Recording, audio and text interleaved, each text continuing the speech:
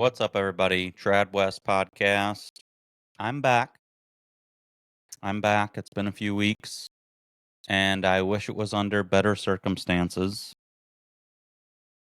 I got busy, haven't been on, but the Charlie Kirk assassination has opened my eyes a little more, reinvigorated me into realizing the power that you can have, the power of words. Our movement was winning. The right was winning, was resonating, and the powers that be, or whoever responsible, were scared of that. And they took him out. And I was staying relatively quiet on social media lately. And then after the Charlie Kirk assassination happened, I wasn't really posting, but I was just looking at what people posted.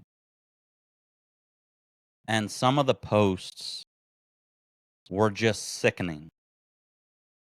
I don't remove people from social media, but this past week was the first time that I removed several people from my social media. I'm not an overly religious person. I was born and raised Catholic. I do believe, but I'm not like go to church every Sunday type person. But that's because I went to Catholic school my whole life. I had a good foundation of a moral compass. And the more and more this type of stuff happens, the more I realize we are lost as a people. Some people need some religion in their life. Some people have zero moral compass. And the political environment here has gotten so ridiculous, which I'll get into in this video on why I'm not surprised at what happened to Charlie. Because for the last decade plus, the media and Democrats have pushed this crazy extreme propaganda to their base that Trump is Hitler and anyone that supports him or votes for him are literal Nazis and the greatest threat to democracy. I had numerous people ask me. I was on Discord playing some video games. I was talking to people in real life. Like, man, this Charlie Kirk stuff's crazy. What do you think? I said, what do I? I'm not surprised. I'm not surprised at all. For over a decade, people like you and me, probably if you're watching my content, we probably share somewhat of the same views. If you watch any of Charlie Kirk's content, we probably share some similar views. These people want you dead. They want me dead. And that's why I started removing people. Now, maybe this isn't true, because when you do know someone in real life, I think you have a more human connection with them, even if you disagree. But Charlie Kirk was no crazy extremist. Charlie Kirk had regular, like, baseline Republican views, religious views. So if you think Charlie Kirk deserved what he got, I can only imagine what you would want done to me, my friends, my family, my loved ones. I didn't watch a crazy amount of Charlie Kirk, but would you like to know why? It's not because I didn't agree with a lot of his stuff. He wasn't extreme enough for me. So if you're willing to murder or cheer on the murder of a man who wasn't even very extreme, who actually engaged in polite political discourse because one of his videos, not to perfectly quote him, but somebody asked him what the purpose of him being there was, why they were filming. He said something along the lines of, it's important to have conversation with people you don't agree with, because when conversation ends, violence ensues. And that's exactly what's happening. And it's sickening. And I'm not going to play any videos of what happened to him. I'm not going to play any of the reactions that are out there online because they're sick, and I don't think these people should even get any screen time. Now, if I put a compilation up of all these crazies cheering on his death, yeah, I could probably get a bunch of views, a bunch of clicks. I'm not going to do it. I've watched some of them, not many, because it just quite frankly sickens me. But the media and the Democrats have been setting this precedent for a long time now. And then they want to act like they're surprised. I'm not surprised. When you paint the other side as literal Hitler, literal Nazis, literal fascists, the biggest threat to democracy, don't you think that's going to set some people off? Don't you think some people that are not quite there on your side might decide that they got to take matters into their own hands and they got to do whatever it takes, no matter how extreme, to stop it?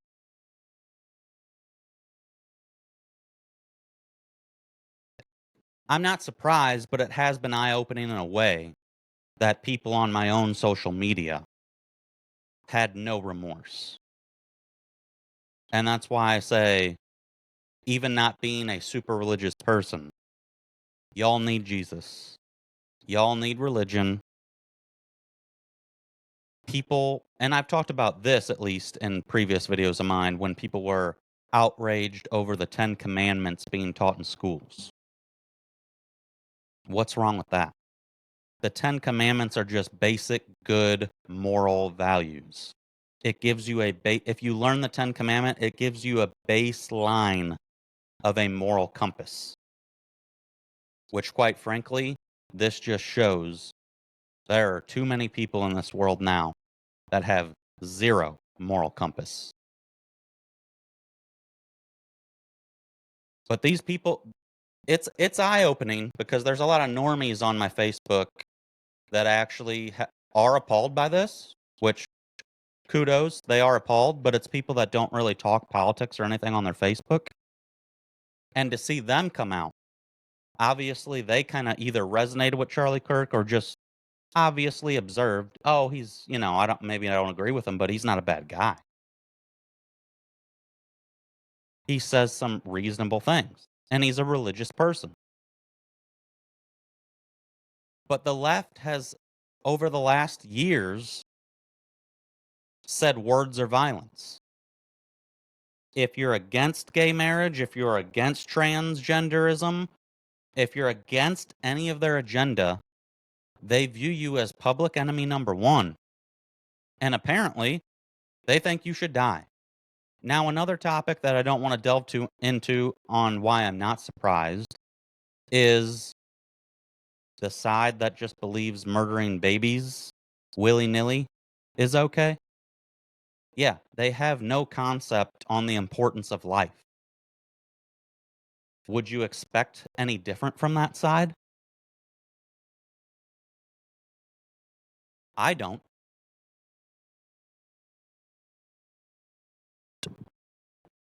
So I'm hopefully coming back to start making regular content.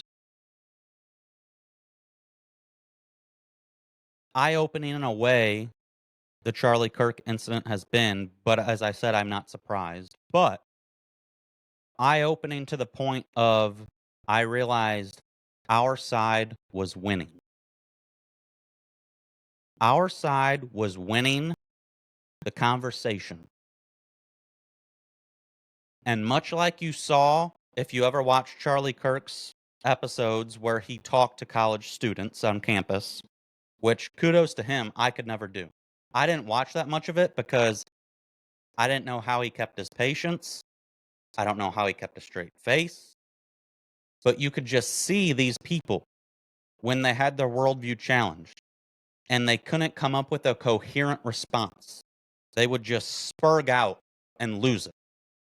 Like a child at Toys R Us being told they couldn't have a toy.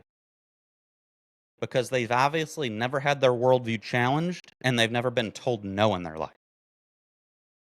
That's what we're dealing with here.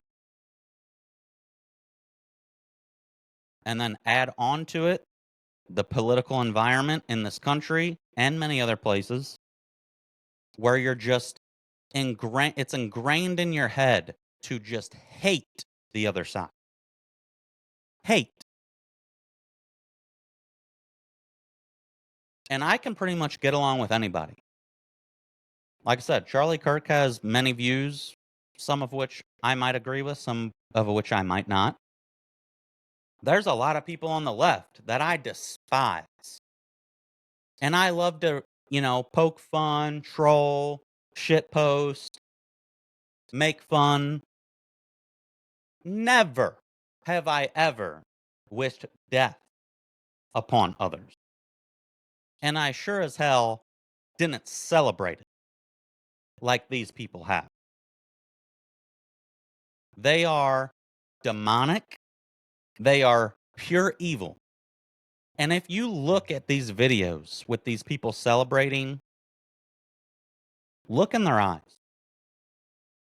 Look in their eyes and tell me you can't tell me there's just something off. There's something evil about them. And that's why I come to religion here. Because people roll their eyes, oh my God, some religious kook. No, I'm not overly religious. I don't regularly attend church. But I am a good judge of character. And when you look into the eyes of these people, it looks like pure evil. So I'd like to say rest in peace, Charlie Kirk. But to all of you out there who are celebrating this, Charlie Kirk was the moderate position. And his voice and his movement will not be stopped by this. If anything, you have propelled it. You have now martyred him. You are now dealing with a bunch of people waking up, much like the attempted life on President Trump. It made a lot of people vote for him in that moment because they realized the other side, how crazy they had gotten and how willing they were to engage in political violence. There's political violence on all sides, but I don't see the right burning down buildings, burning cars, setting fire to Tesla factories, Tesla dealerships, keying swastikas in vehicles.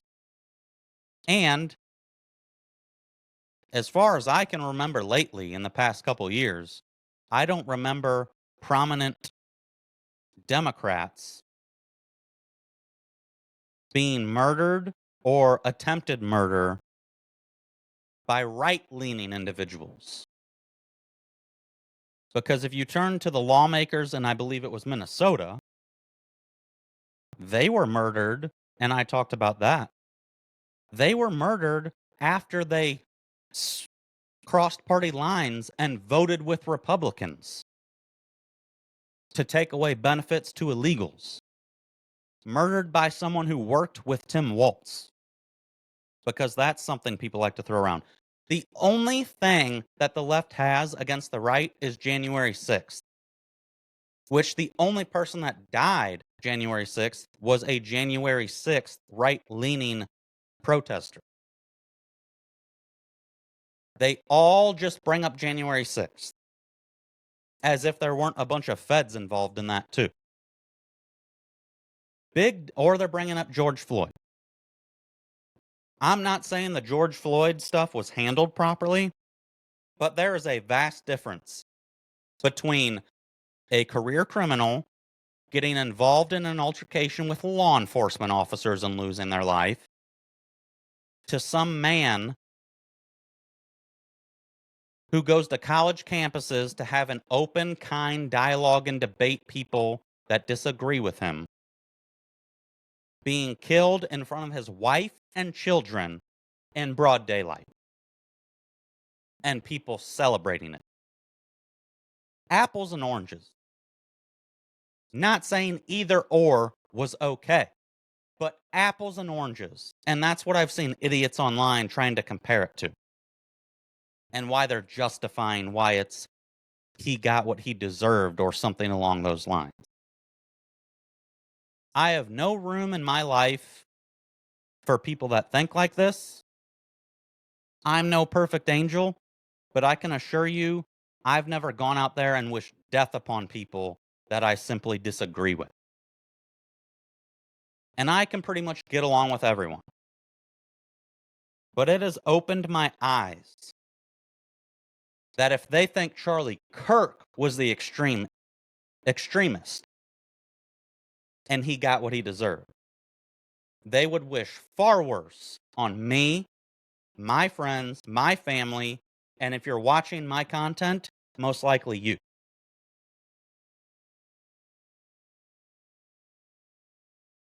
So again, rest in peace, Charlie Kirk. Thoughts and prayers to his wife and children, his closest family and friends. He seemed like a very good man. I don't know him personally. But like I said, good guy, not even extreme enough for me. And they want to claim about all Trump fascist authoritarian.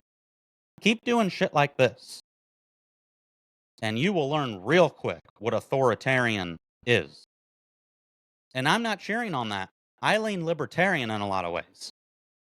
But when you have people that think that this is okay to murder others just because they disagree with them, there's not much more that you can do than come in with full force and put the boot down.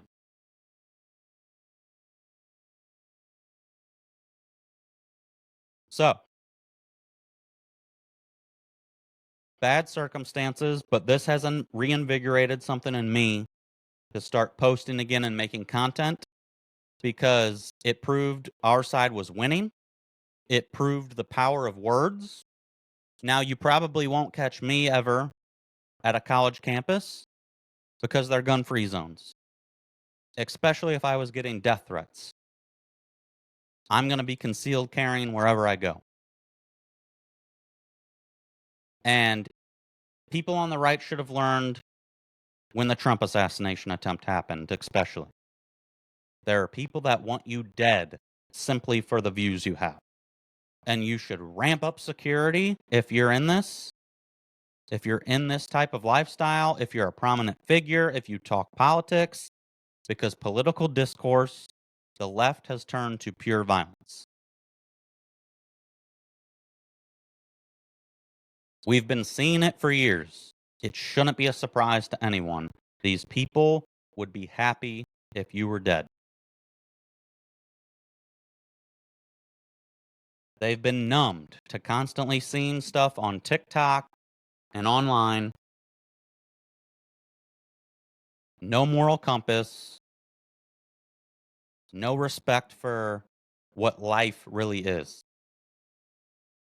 Probably on a bunch of SSRIs, pharmaceuticals, not all there in the head.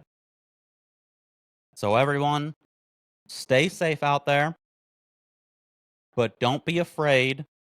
Don't let this discourage you from having the views that you have. Let it empower you. That's what Charlie would have wanted, and that's what he was doing.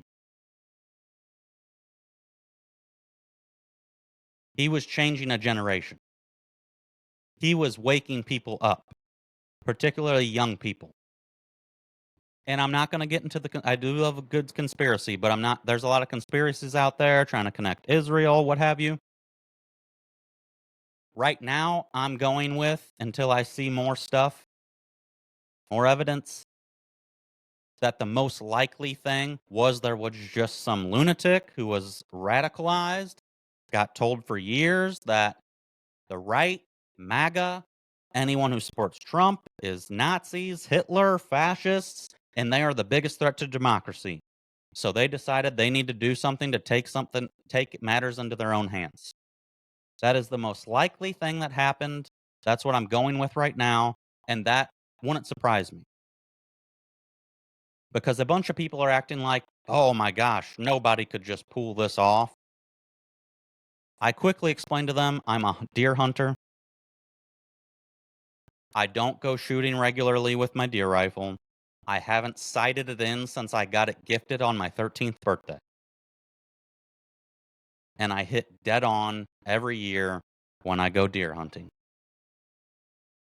It doesn't take some max expert marksman. I don't know how the wind in that was that day. He might have just got lucky where he hit. He might have been aiming somewhere else. But it doesn't take some expert marksman to pull that off. They probably didn't do as much security checks as I would hope. But after the Trump assassination attempt, you should be checking all high vantage points, all roofs.